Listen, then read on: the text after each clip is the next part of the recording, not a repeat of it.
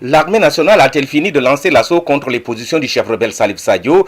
Pour le moment, on ne peut pas l'affirmer, mais force est de signaler que des tirs nourris à l'arme lourde déchirent l'atmosphère dans la zone frontalière. L'armée qui a occupé cette zone dite le Nord Xinjiang depuis les 48 dernières heures serait dans une opération de sécurisation et de nettoyage selon nos sources. Cette opération ne saurait être une surprise. Pour la libération des otages, le camp rebelle avait pour rappel exigé à ce que l'armée ne mette plus les pieds. L'armée avait dû prendre acte pour après agir comme ce fut le cas dans la zone sud il y a plus d'un an. L'armée attendait qu'il y ait un incident pour agir à en croire l'ancien commandant de la zone militaire numéro 5 et le dernier incident suffisait. Mort de soldats, prise d'otages entre autres. Les tirs nourris à l'arme lourde seraient orientés vers les positions du chef rebelle. La conséquence subite engendrée est le déplacement massif des populations de cette zone vers la Gambie voisine. Selon nos sources, des localités gambiennes ne seraient pas épargnées par la lourdeur des tirs de l'armée. Les détonations que nous entendons d'ici n'annonce rien de bon pour les populations qui risquent encore de payer un lourd tribut. Nous renseigne une source qui poursuit. Les coups de feu sont des échanges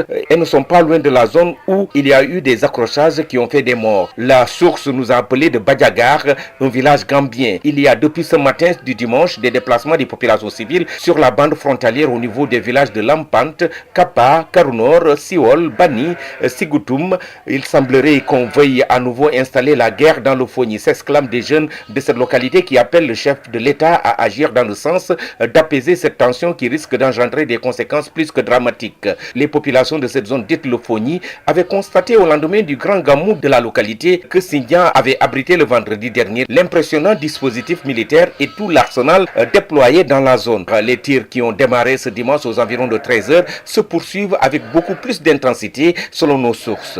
Ziguinchor, Amadi Khalilou Diémé pour la radio-télévision Walfadjri.